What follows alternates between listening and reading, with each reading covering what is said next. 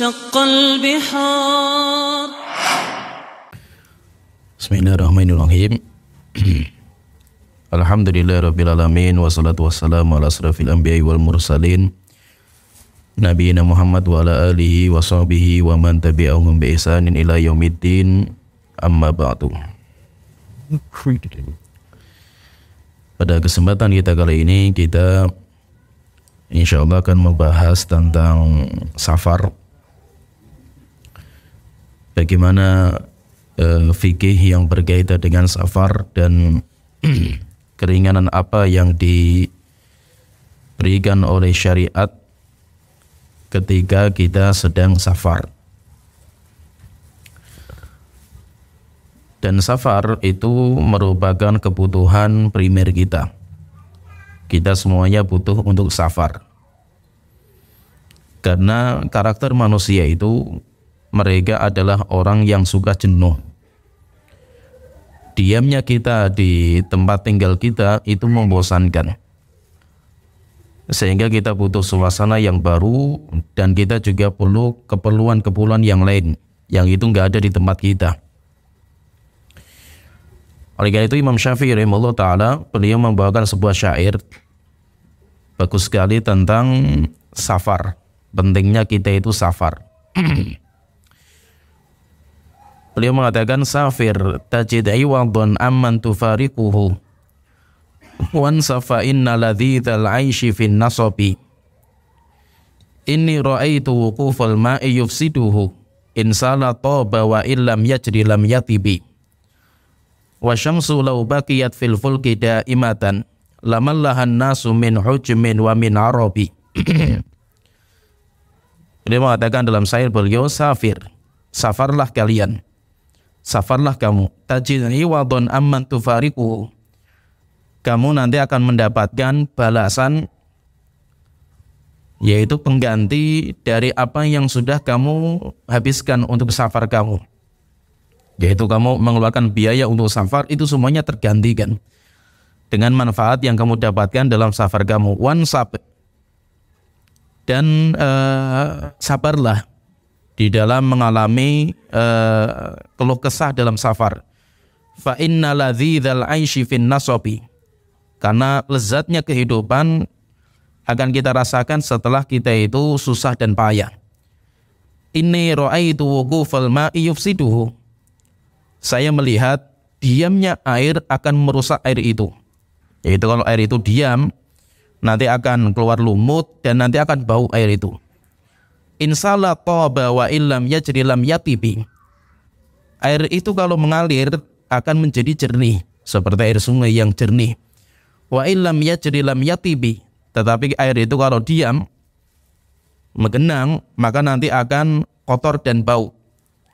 Wasyamsu law baqiyat fil fulki daimatan, matahari ketika diam di tempatnya, yaitu tidak berjalan di rotasinya tapi cuma diam, lamallahan nasu min ujmin wa min arabi, maka semua manusia akan bosan dengan matahari itu, baik orang Arab maupun selain Arabnya. Yaitu intinya di sini, intinya kita sebutkan di sini, kata Imam Syafi'i di sini bahwa termasuk karakter kita dan kebutuhan primer kita itu, kita akan safar. Kenapa? Karena kita akan jenuh. Tinggal di tempat kita itu akan jenuh, kita akan keluar.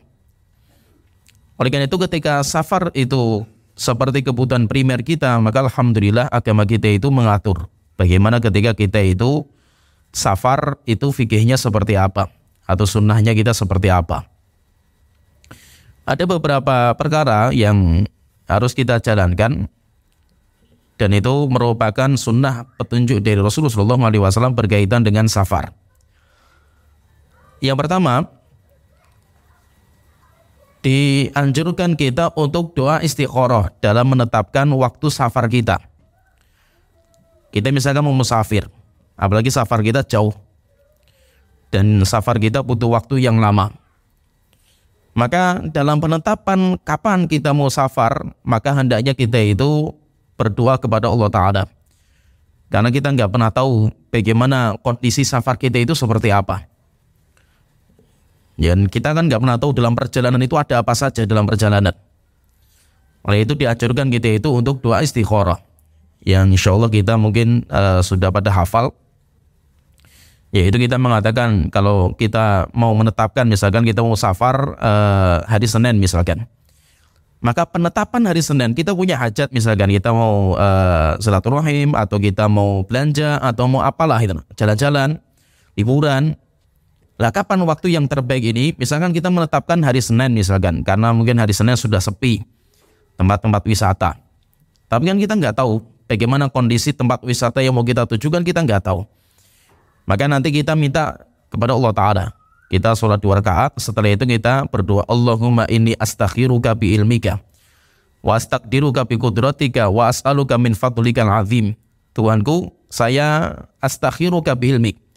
Saya minta pilihan dengan ilmu yang kau miliki, wahai Tuhanku. Pilihannya yang mana? Apakah pilihan saya itu baik atau tidak ini? Wa astaqdiruka bi qudratika, dan saya minta kemampuan engkau, wahai Tuhanku. Wa as'aluka min fadlikal azim, dan saya minta karunia engkau yang besar. Fa innaka taqdir wa la aqdir, karena engkau yang mampu, saya enggak mampu. Wa ta'lamu wa la a'lam, engkau yang tahu dan saya enggak tahu. Wa anta 'alamul ghuyub, dan engkau adalah zat yang mengetahui perkara-perkara yang gaib.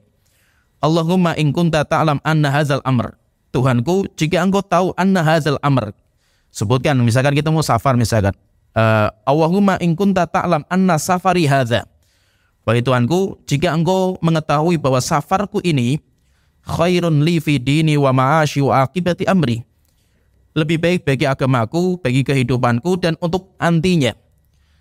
Ajili amri wa ajilihi, baik kebaikannya itu terasa sekarang atau terasa nantinya. Faqadduruhu li, maka mudahkan saya dalam safar saya. Wa yassirhu li, dan takdirkan saya untuk safar ini. Tsumma barik li fihi, kemudian berkahi saya di dalam safar saya. Wa in kunta ta'lam anna safari hadza, kalau engkau tahu bahwasanya safarku ini, wahai Tuhanku, ini safar yang syarrun li fi dini wa ma'ashi wa akibati amri, jelek untukku, untuk kehidupanku, dan untuk nantinya. Fasrifu anni, maka jauhkan saya dari safar ini. Wasrifni anhu, jauhkan safar ini dariku. Wa qaddur li al-khairu haitsu kana thumma raddini bihi, dan tolong takdirkan kepada saya yang lain, yang lebih baik daripada ini, kemudian ridhoi saya. Itu maksudnya yang pertama, kalau bisa itu kita sebelum safar itu, waktu penetapan safar itu kita istikharah kepada Allah Ta'ala. Kita minta petunjuk kepada Allah Ta'ala. Yang kedua, kalau kita sudah tetapkan, misalkan kita mau safar hari Senin, kemudian kita sudah siapkan kendaraan, maka sunnahnya kita itu membaca zikir. Membaca zikir, yaitu zikir ketika mulai kendaraan, kemudian zikir ketika sudah jalan. Zikir ketika mau naik kendaraan, kalau kita membaca beberapa riwayat, yaitu kalau kita itu mau naik kendaraan, kaki kita melangkah ke kendaraan itu, misalkan kita mau naik mobil, misalkan kaki kita naik mobil, kita baca Bismillah, Bismillah, Bismillah 3 kali. Kemudian kalau kita sudah duduk di kursi kita, kemudian kita mengatakan Alhamdulillah, Alhamdulillah, Alhamdulillah. Kemudian nanti kalau sudah mau jalan ini, mobilnya sudah mau jalan, atau kereta atau pesawat sudah mau jalan, baru nanti ada doa yang lain, yaitu doanya nanti silakan kalau nggak hafal silakan dibuka dicari di internet banyak. Tapi kalau bisa itu ketika mau jalan kendaraan kita itu doa ini. Kalau bisa diajari anak-anak kita itu untuk berdoa. Setiap kita mau safar, maka diajari. Yaitu apa yang kita baca? Subhanalladzi sakhkhara lana hadza wa ma kunna lahu muqrinin wa inna ila rabbina lamunqalibun. Allahumma inna nas'aluka fi safarini hadza albirra wa taqwa wa minal amali ma tarda. Allahumma hawwin alaina safarana hadza wa qwi anna bu'dahu. Allahumma anta sahibu fis safar wal khalifatu fil ahl. Allahumma inni a'udzubika min wa'tha'is safar wa ka'abatil mandor wa su'il munqalab fil mali wal ahl. Ini doa kalau bisa dibaca ketika kita itu mulai jalan. Kendaraan itu mulai jalan. Kalau saya biasanya kalau lewat tol, biasanya kalau sudah masuk tol itu biasanya saya membaca doa ini sama anak-anak. Yaitu saya bimbing nanti anak-anak dan ya istri itu saya bimbing. Jadi saya baca, nanti semuanya ngikuti saya. Dan itu harus dibiasakan supaya kita itu biasa berdoa sebelum kita itu melakukan aktivitas. Yaitu apa yang kita baca? Subhanalladzi sakhkhara lana hadza. Maha suci Allah yang telah memudahkan perjalanan kami ini. Wa ma kunna lahu muqrinin, dan kami tidak bisa mendekatkan perjalanan kalau Allah tidak mendekatkan. Wa inna ila rabbina lamunqalibun, dan kepada Allah nanti kita akan kembali. Allahumma inna nas'aluka fi safarani hadza albirra wa taqwa. Tuhanku, saya meminta kepada Engkau dalam safarku ini albirra wa taqwa, kebajikan dan ketakwaan. Wa minal amali ma tardha, dan amalan yang Engkau ridhai. Allahumma hawwin alaina safarana hadza. Tuhanku, tolong mudahkan safar kami ini. Wa tuwi anna bu'dahu, dan dekatkan yang jauh. Allahumma anta sahibu fis safar. Tuhanku, Engkaulah teman dalam safar saya. Wal khalifatu fil ahl, dan Engkaulah zat yang kami titipkan untuk keluarga yang saya tinggal. Allahumma inni a'udzubika min wa'tha'is safar. Tuhanku, saya meminta perlindungan kepada Engkau dari susahnya perjalanan. Wa ka'abatil mandor, dari pemandangan-pemandangan yang jelek yang dilihat oleh mata. Wa su'il munqalab, dan jeleknya kembali ketika nanti saya sudah selesai urusan saya. Fil mali wal ahl, baik itu menyangkut harta saya maupun keluarga saya. Nanti kalau pulang, misalkan kita mau safar, selesai safar, kemudian kita pulang, nanti kalau naik kendaraan lagi, mau perjalanan pulang ke rumah, kita juga baca doa tadi, cuma nanti ada tambahan, terakhir ada tambahan, ayibun, taibun, abidun, lirabbina hamidun. Itu tambahannya, ayibun, kita sekarang pulang ke rumah kita. Taibun, dalam kondisi kita bertobat kepada Allah Ta'ala terhadap kesalahan-kesalahan kita dalam safar kita. Abidun, dan kami terus menjadi hamba Allah Ta'ala. Lirabbina hamidun, dan kepada Tuhan kami terus memuji. Ya, itu doa kalau kita itu safar, doanya seperti ini. Yaitu kita ketika naik kendaraan, kaki kita melangkah ke kendaraan, kita baca bismillah, bismillah, bismillah. Ketika kita sudah duduk, kita membaca alhamdulillah, alhamdulillah, alhamdulillah. Setelah itu baru kita membaca doa tadi. Atau nanti bisa juga membaca doa yang lain. Mungkin ini yang lebih ringkas, kalau mungkin tadi nggak hafal, ada doa yang lebih ringkas. Yaitu kalau doa yang lebih ringkas, ada juga riwayat, yaitu Rasulullah mengatakan bismillah, bismillah, bismillah, ketika duduk mengatakan alhamdulillah. Kemudian setelah itu, ketika berjalan mengatakan subhanalladzi sakhkhara lana hadza wa ma kunna lahu muqrinin wa inna ila rabbina lamunqalibun. Alhamdulillah, alhamdulillah, alhamdulillah, Allahu akbar, Allahu akbar, Allahu akbar. Subhanaka inni qad dhalamtu nafsi faghfirli fa innahu la yaghfiru dzunuba illa anta. Atau kita berdoanya seperti itu. Rasulullah pernah berdoa seperti ini ketika safar dan beliau tertawa. Maka Rasulullah ditanya, "Ya Rasulullah, kenapa Anda tertawa?" Maka Rasulullah mengatakan, "Karena Tuhanku juga tertawa ketika ada seorang hamba ketika safar berdoa seperti itu." Ya, jadi intinya kalau bisa kita intinya mau berjalan itu kita itu berdoa kepada Allah Ta'ala. Kemudian yang berikutnya di antara fikihnya juga itu, sunnahnya juga, kalau kita itu mau safar, maka keluarga itu ikut mendoakan, yaitu keluarga yang tidak safar. Yaitu misalkan yang safar suaminya, maka istri mendoakan. Atau siapa, yang penting keluarga yang ditinggalkan, itu yang tidak ikut safar itu kalau bisa ikut mendoakan. Apa doanya itu? Astaudiullah dinaka wa amanataka wa khawatima amalika. Yaitu hendaknya mengatakan seperti itu. Astaudiullah dinaka. Saya titipkan kepada Allah tentang agamamu, wa amanataka, amanahmu, wa khawatima amalika, dan akhir amal kamu. Kemudian sunnahnya juga kalau yang safar nanti menjawab doa itu dengan doa astaudiukallah alladzi la tadhi'u wada'i'uhu, dan saya juga titipkan engkau kepada Allah Ta'ala, zat yang tidak pernah menyia-nyiakan titipan. Itu doa, yaitu orang yang tidak safar mendoakan yang safar, kemudian nanti yang safar juga mendoakan orang yang ditinggalkan. Kemudian juga diantara sunnahnya juga itu kalau bisa safar itu kalau memang perjalanan panjang dan jauh atau lama, itu diambilnya di hari Kamis. Rasulullah sering sekali kalau beliau keluar kota itu mesti ngambilnya hari Kamis. Rasul itu, dan yang paling disukai sama Rasul itu hari Kamis. Untuk memulai perjalanan itu hari Kamis. Kalau memang tidak bisa atau tidak mungkin di hari Kamis, ya hari apa saja. Tapi kalau bisa itu awal siang, yaitu berarti di pagi-pagi sekali berangkat setelah subuh atau pagi-pagi sekali, atau kalau mau safarnya itu di malam hari. Jadi ambilnya itu pagi-pagi sekali atau malam harinya. Kenapa seperti itu? Karena kalau pagi-pagi sekali, yaitu setelah sholat subuh, karena Rasulullah mengatakan, Allahumma barik li ummati fi bukuriha. Wahai Tuhanku, berkatilah umatku dalam waktu pagi mereka. Yaitu kalau kita mau safar itu kalau bisa cari yang waktu pagi.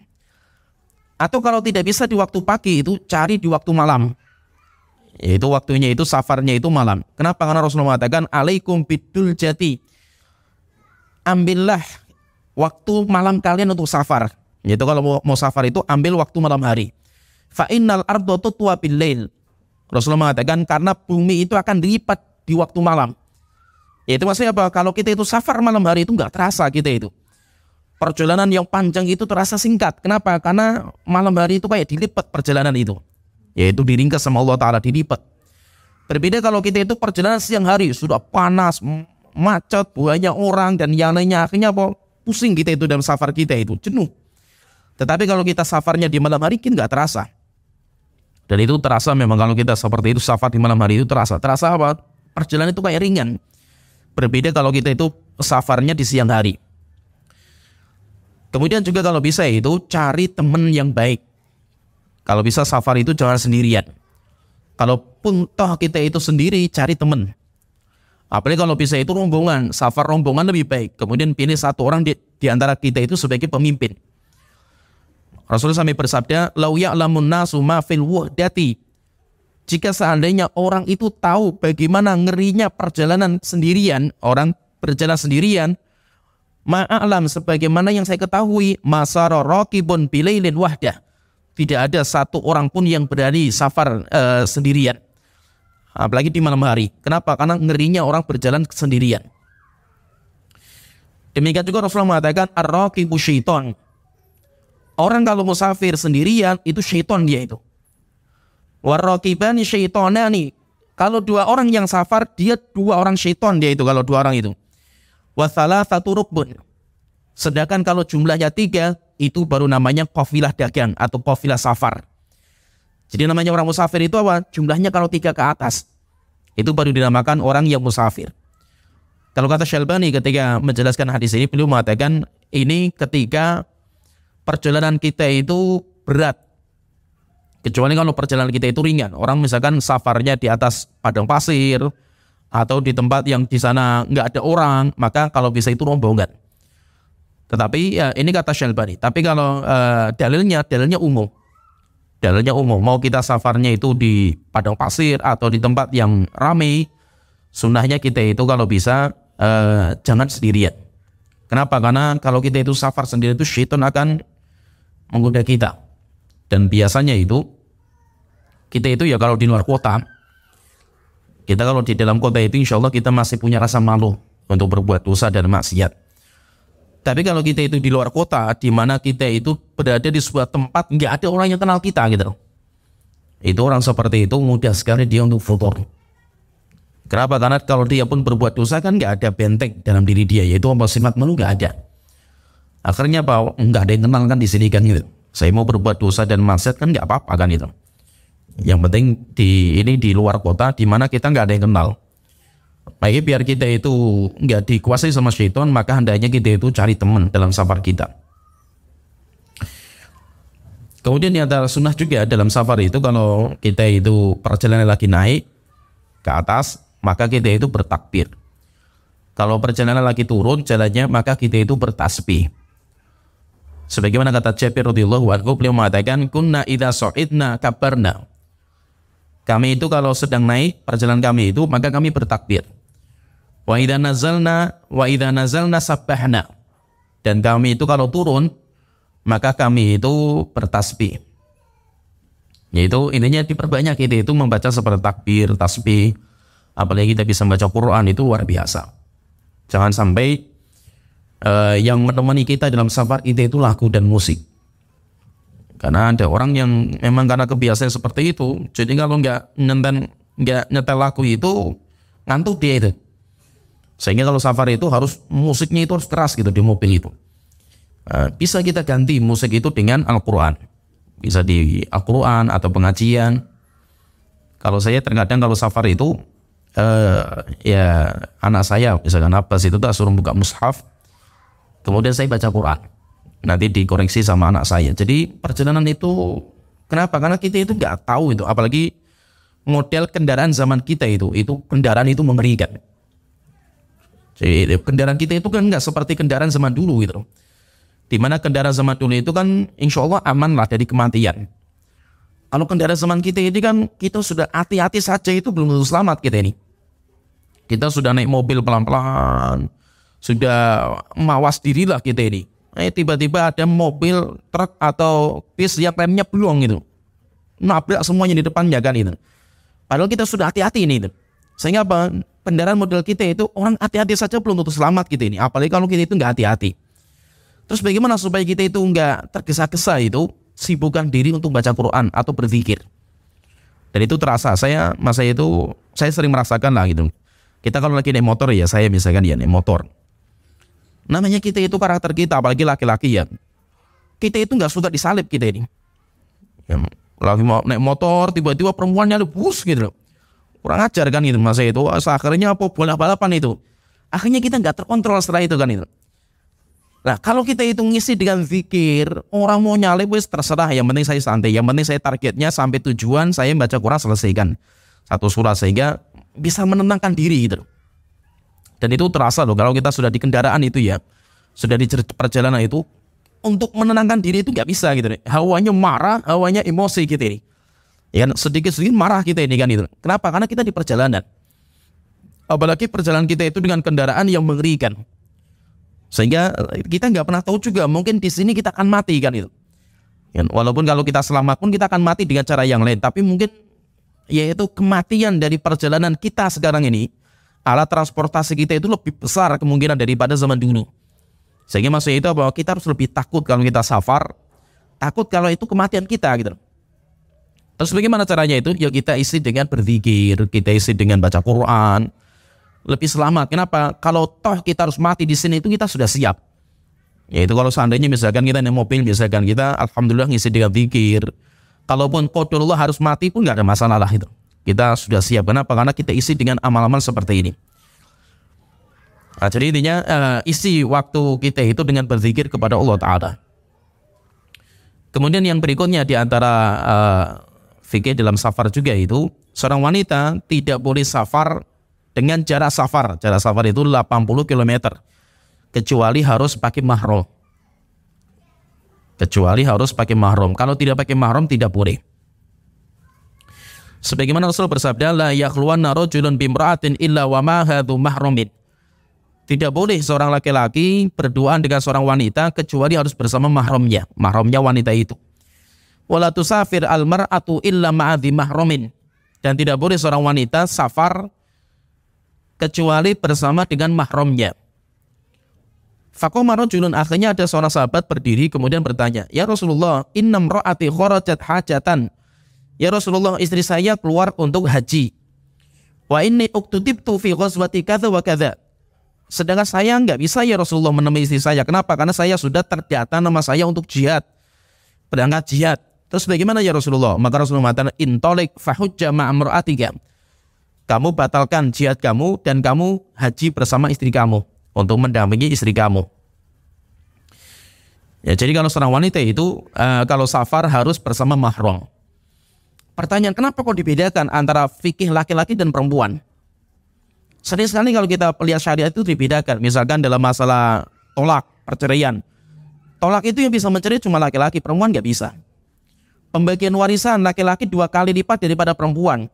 Demikian juga masalah aurat, laki-laki beda dengan perempuan. Demikian juga safar, laki-laki tidak butuh mahram, kalau perempuan harus pakai mahram. Kenapa kok dibedakan?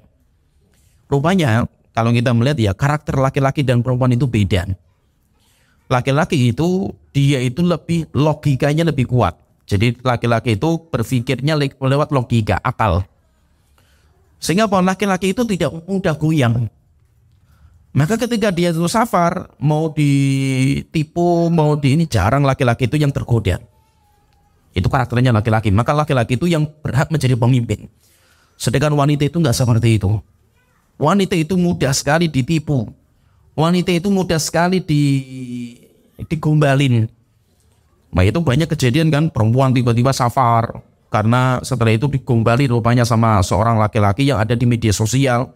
Dan itu banyak sekali. Apalagi karakter wanita itu apa? Kalau ada orang laki-laki yang menggombali dia itu, kelepek-kelepek dia itu, berbunga-bunga hatinya itu. Akhirnya apa? Nanti semua diberikan sama laki-laki itu tuh. Dan itu bahayanya laki-laki. Perempuan itu seperti itu. Kenapa seorang wanita itu nikah nggak bisa, kecuali harus pakai wali. Karena karakter wanita nggak bisa. Wanita itu lemah. Dia berpikirnya nggak pakai otak. Istilahnya itu nggak pakai otak, tapi mikirnya itu pakai perasaan.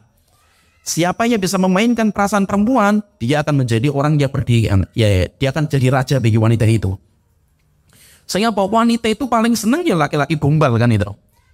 Laki-laki yang suka gombalin dia itu. Walaupun belum tentu dia itu cinta laki-laki itu kan itu. Tapi perempuan suka yang seperti itu gitu. Kenapa? Karena perempuan itu yang penting siapa yang bisa memainkan perasaan dia, ya dia akan menguasai wanita itu. Beda sama laki-laki. Laki-laki nggak seperti itu. Laki-laki punya prinsip, dia punya logika, ya sehingga ketika safar nggak mudah goyang dia itu. Maka seorang wanita itu harus pakai mahram karena bahaya kalau tidak pakai mahram. Kemudian diantara juga yang berkaitan dengan safar juga sunnahnya itu kalau kita bermalam di sebuah tempat dalam safar kita, maka hendaknya kita itu berdoa kepada Allah Ta'ala. Yaitu doanya a'udzu bikalimatillah kita mati min syarri ma khalaq. Insyaallah kita sudah banyak yang hafal. A'udzu bikalimatillah kita mati min syarri ma khalaq. Aku berlindung kepada kalimat-kalimat Allah yang sempurna dari kejelekan makhluk yang Allah telah ciptakan. Mau kita nginep di hotel atau kita lagi bermalam di mana, itu kalau bisa kita itu berdoa seperti ini. Kemudian yang perlu diperhatikan juga adalah masalah safar itu azab. Safar itu merupakan azab. Maka orang yang safar kalau selesai urusan segera pulang.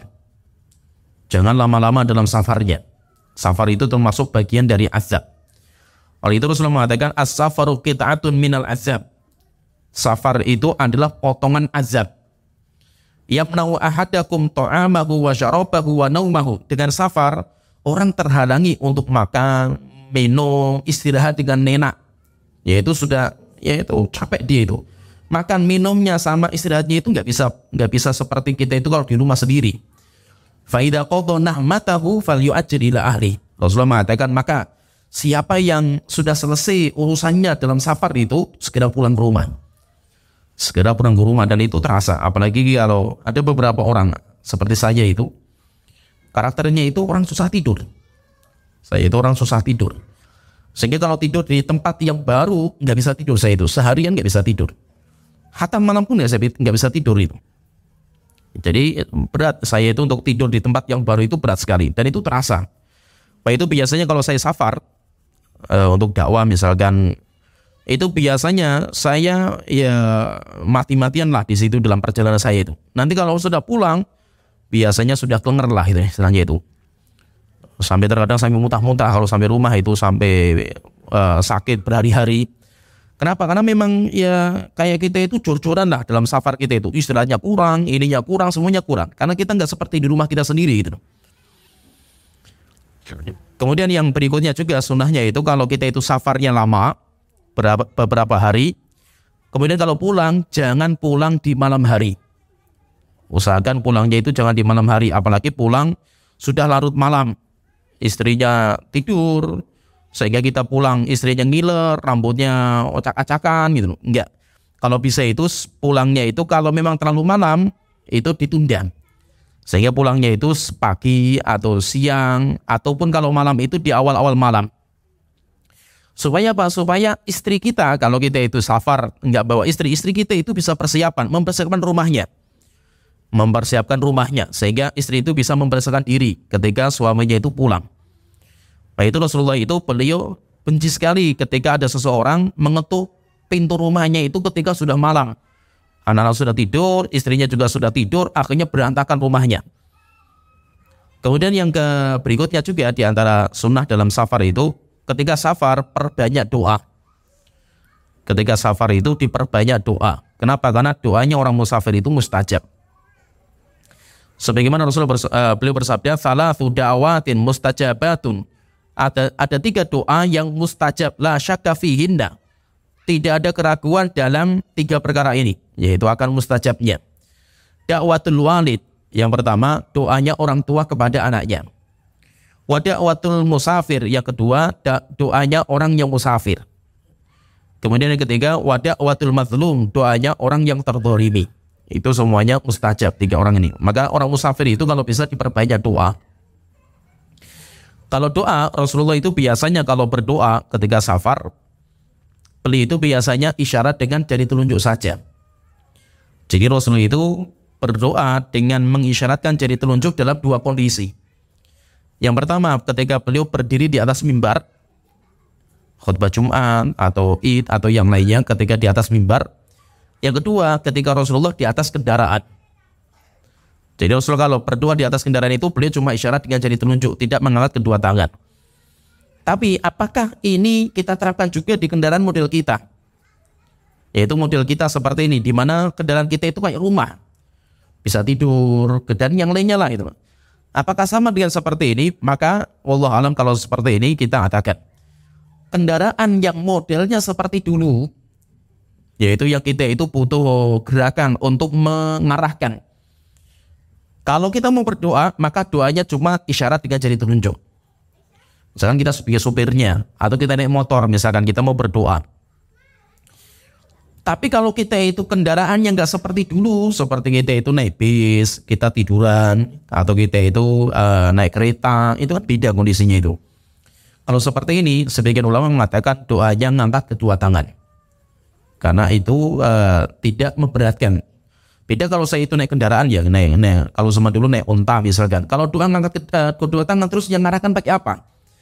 Sehingga doa dengan isyarat jari telunjuk itu maksudnya tangan kiri itu bisa mengarahkan kendaraannya. Demikian juga kalau saya itu misalkan nyopir pakai tangan satu bisa. Setelah itu tangan satu isyarat dengan jari telunjuk untuk berdoa kepada Allah Ta'ala. Kemudian juga dalam masalah safar ada beberapa keringanan yang Allah Ta'ala berikan kepada orang-orang yang musafir, sehingga kita hendaknya kita ambil keringanan ini untuk meringankan diri kita. Jangan sampai kita safar kemudian kita merasa berat dengan syariat yang Allah Ta'ala berikan kepada kita. Karena syariat Islam itu mudah. Dan terkadang datang keringanan itu ketika kita itu sedang safar. Apa saja keringanan yang Allah Ta'ala berikan ketika kita itu safar? Yang pertama, keringanan yang pertama, al-massu alal khuffain limuddati thalathati ayyam. Keringanan yang pertama, kita boleh mengusap sepatu selama 3 hari 3 malam. Maksudnya apa? Kita tidak melepas sepatu kita. Kalau safarnya seperti orang-orang zaman dulu, atau kita safarnya naik gunung, atau kita safarnya misalkan ke hutan, ya safar-safar orang zaman dulu lah maksudnya itu.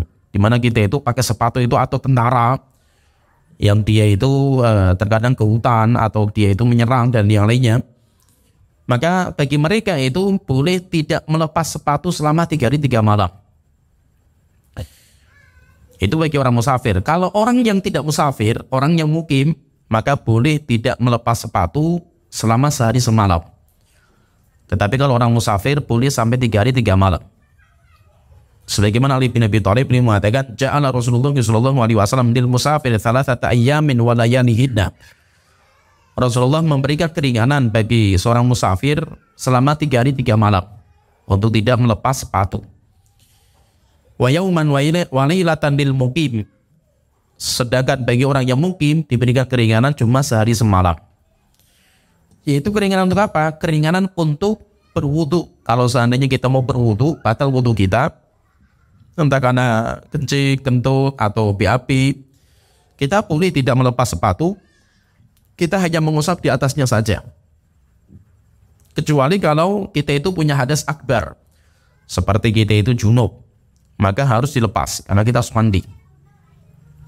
Maka sesuatu yang mewajibkan kita mandi jenabat berarti harus dilepas sepatunya. Tapi kalau kita itu cuma hadas kecil, boleh kita tidak melepas sepatu kita. Kemudian yang kedua, keringanan yang kedua bagi seorang musafir itu diberikan keringanan untuk qasrus sholah.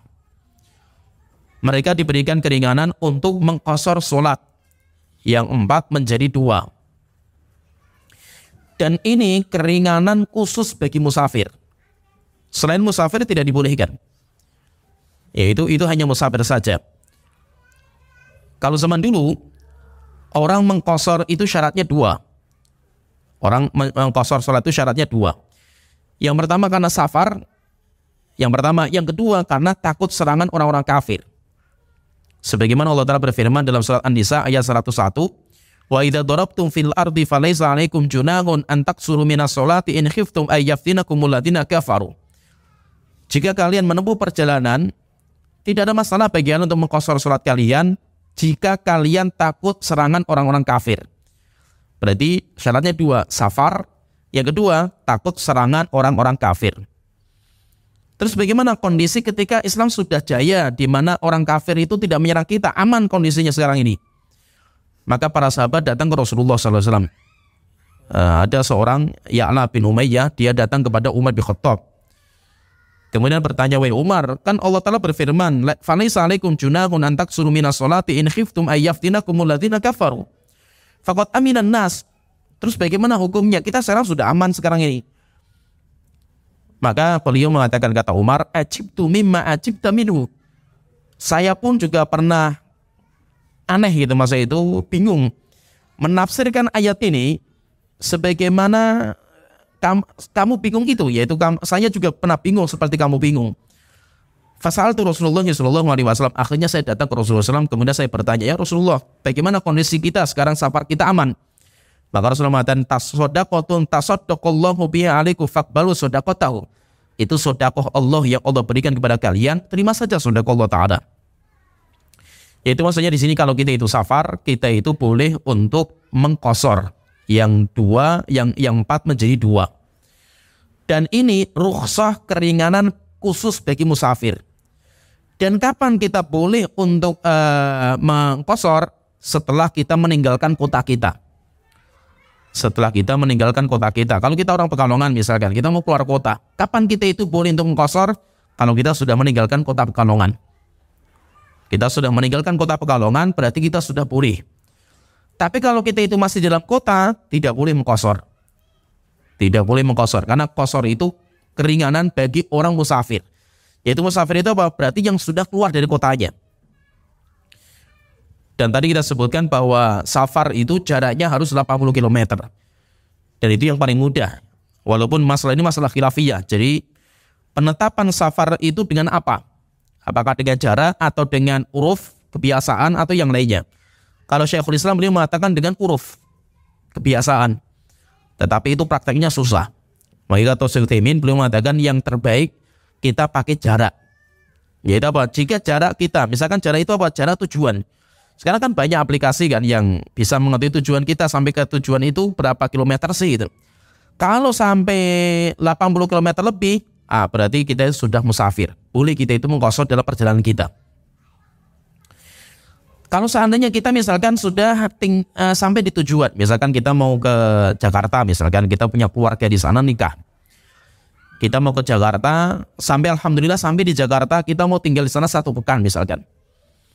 Selama kita itu di sana, selama kita itu di Jakarta, kita tinggal di rumah sekarang itu, rumah saudara kita. Di sana kita mau sepekan di sana itu.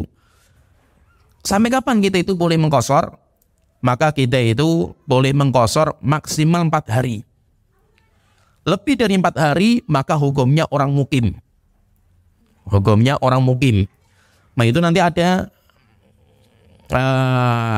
jadi orang mustautin. Jadi intinya pokoknya kalau kita itu tinggal di sana lebih dari 4 hari, kita itu ya orang mukim gitu loh. Jadi kayak kita itu orang biasa. Kayak kita santri pondok misalkan ya. Kita tinggal di pondok pesantren cuma 1 semester. Nanti setelah itu kita liburan pulang. Terus bagaimana kita selama di sana? Maka kita di sana seperti orang biasa, orang mukim.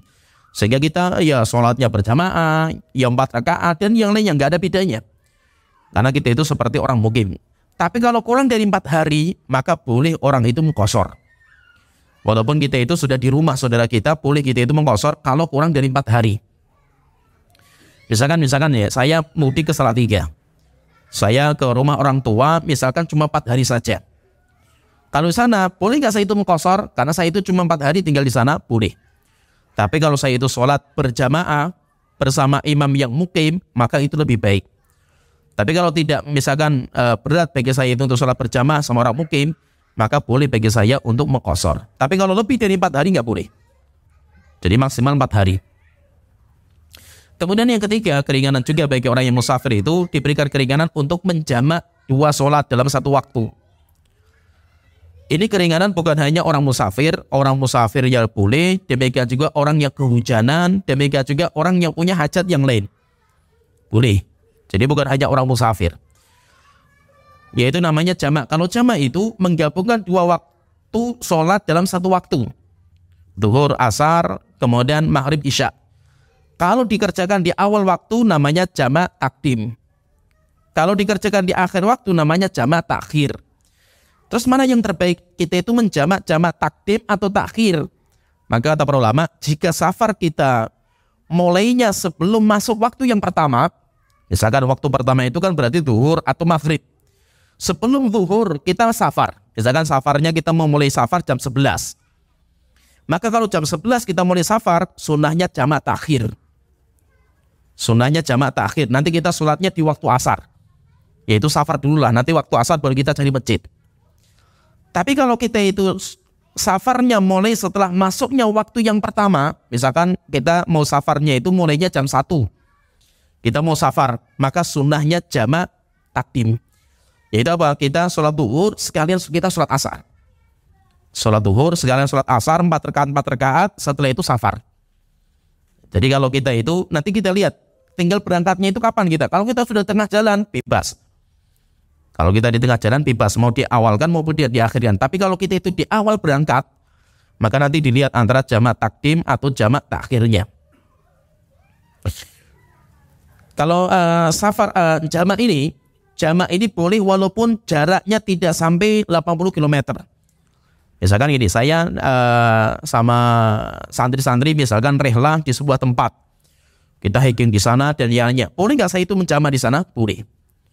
Boleh walaupun kita itu bukan musafir dengan jarak safar. Boleh. Kenapa? Karena jamak itu boleh bagi orang yang musafir dan non musafir. Selama sholatnya tetap 4 rakaat. Tetapi kalau qashar tidak boleh. Tapi kalau jamak boleh. Orang kehujanan, musim-musim hujan seperti ini, kita sholat maghrib di masjid, hujan. Setelah itu selesai maghrib, langsung muadzinnya kumat lagi untuk sholat isya. Boleh nggak? Boleh. Nggak apa-apa, boleh. Itu walaupun kita nggak safar.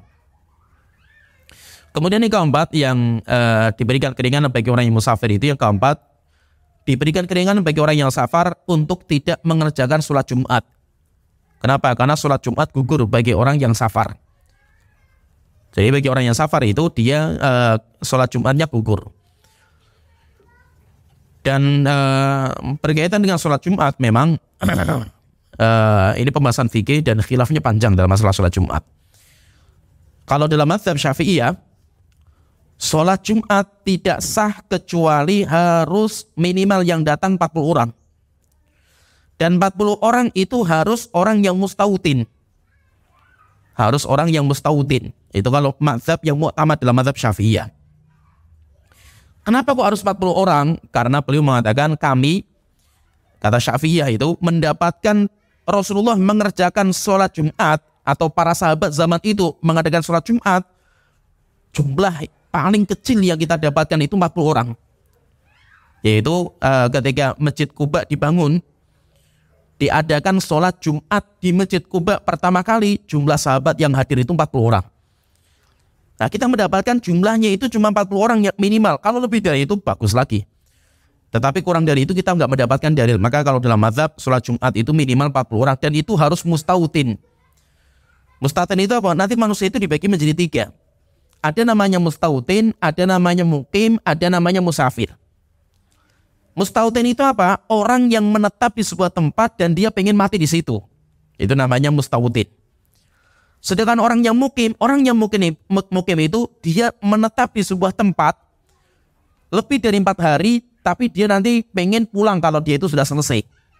Kayak mahasiswa, demikian juga santri pondok, atau kita safar, kita sampai 1 bulan di sebuah tempat, kita nanti selesai pulang, itu namanya orang mukim kita ini. Kemudian ketiga, orang yang musafir. Orang musafir berarti orang yang di pertengah jalan. Kalau dalam mazhab itu 40 orang yang sah itu harus orang yang mustautin. Maka orang mukim tidak sah. Maksudnya tidak sah itu maksudnya tidak dihitung sebagai 40 orangnya. Itu kalau dalam mazhab seperti itu. Maka itu kalau dalam pondok pesantren misalkan, semuanya yang di pesantren itu semuanya orang mukim semua misalkan. Kalau dalam mazhab nggak boleh. Itu yang mu'tamad. Walaupun ada pendapat lain lagi dalam mazhab yang dibolehkan bagi orang mukim boleh. Orang mukim boleh. Tapi kalau orang musafir enggak, tidak diwajibkan. Terus bagaimana kalau orang musafir dia ikut sholat Jumat? Kalau ikut sholat Jumat gugur kewajiban, yaitu kewajiban sholat duhur. Jadi walaupun nggak wajib, perempuan nggak wajib sholat Jumat, musafir nggak wajib sholat Jumat, orang sakit nggak wajib sholat Jumat. Kalau dia hadir sholat Jumat, maka gugur sholat duhurnya. Walaupun sholat Jumat bagi dia itu hukumnya sunnah. Tapi kalau dia kerjakan sholat Jumat, maka sholat duhurnya gugur. Kemudian yang kelima, keringanan yang kelima yang diberikan bagi orang yang musafir adalah tidak berpuasa di bulan Ramadan. Begitu Allah mengatakan, "Faman kana minkum maridun aw ala safarin." Siapa di antara kalian yang sakit atau sedang safar. Maka orang yang musafir, mau safarnya itu berat maupun ringan, boleh bagi dia untuk tidak berpuasa. Tapi kalau ditanya, mana yang terbaik antara puasa dan tidak puasa? Maka nanti kita lihat safarnya itu ringan atau berat. Kalau safarnya kita itu ringan, naik pesawat, naik kereta, yang ringan lah, apalagi pesawat, kereta itu ringan sekali. Maka yang terbaik untuk tetap berpuasa. Walaupun kalau tidak mau berpuasa ya boleh. Tapi kalau safar kita itu berat, kita mudik misalkan, atau jalannya macet, naik tol, qadarullah tolnya macet, sampai berhari-hari kita di sana misalkan. Kayak dulu awal kali tol ketika di Brebes itu kan banyak yang meninggal sampai itu. Kalau seperti ini maka yang terbaik tidak puasa. Siapa yang nekat puasa sampai fatal, maka itu dosa besar. Itu termasuk dosa. Bahkan sebagian ulama mengatakan dosa besar. Karena itu membahayakan jiwanya dengan berpuasa. Kemudian yang keenam, keringanan yang keenam, yaitu boleh sholat di atas kendaraan. Kalau zaman dulu, Rasulullah itu sholat di atas kendaraan cuma sholat sunnah saja. Sedangkan sholat fardu, Rasulullah tidak pernah sholat fardu di atas kendaraan. Sholat fardunya Rasulullah itu mesti turun ke bawah. Rasulullah kalau sholat sunnah itu, beliau di atas kendaraan, takbiratul ihramnya menghadap kiblat. Jadi dia ada kiblat, setelah itu sholat menghadap ke tujuan safar beliau. Tapi Rasulullah itu ketika safar itu, beliau sholat di atas kendaraan itu cuma yang sunnah. Kalau sholat fardu tidak pernah. Terus bagaimana dengan kendaraan model kita ini? Maka kita katakan, kalau kendaraan yang model kita dilihat, jika kendaraannya kita itu seperti zaman dulu, motor itu kan kayak kita itu naik kendaraan zaman dulu, di mana motor itu diarahkan kanan, kiri, kemudian bisa dihentikan dan yang lainnya. Kalau seperti ini, maka berlaku fikih zaman dulu. Fikih zaman dulu yaitu apa? Tidak boleh sholat fardu di atas motor. Tapi kalau kita pengen sholat sunnah di atas motor, misalkan kita mudik misalkan di akhir-akhir Ramadan, tapi kita pengen tetap sholat taraweh gitu ini dalam perjalanan, kita nggak pengen ketinggalan sholat taraweh. Boleh nggak kita itu sholat taraweh di atas motor? Boleh. Boleh, sholat taraweh di atas motor boleh, karena itu sholat sunnah. Sehingga apa? Sehingga sholat kita itu ya nanti cuma membungkukkan kepala saja gitu. Maksudnya itu kayak ya semampu kita itu. Walaupun tangan kita masih bergerak, boleh, nggak ada masalah. Tapi kalau sholat fardu di atas motor nggak boleh. Kalau qadarullah misalkan jalan macet, mudik jalannya macet, kemudian kita nggak bisa, kita itu keluar ke masjid nggak bisa. Terus bagaimana? Ya motor dihentikan, kita sholat di jalan. Kita menghadap kiblat. Kalau itu sholatnya sholat fardu. Tapi kalau kendaraannya selain motor, mobil, pesawat, kereta, maka boleh kita itu sholat fardu ataupun sholat sunnah. Kenapa? Karena itu disamakan dengan rumah. Mobil itu kayak rumah, di mana lebar. Pesawat, demikian juga kereta itu kayak rumah, lebar. Nanti diberikan keringanan untuk menghadap kiblatnya. Yaitu boleh nggak tidak menghadap kiblat? Boleh.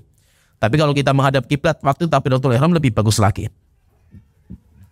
Kemudian yang terakhir yang ketujuh, keringanan bagi orang yang musafir.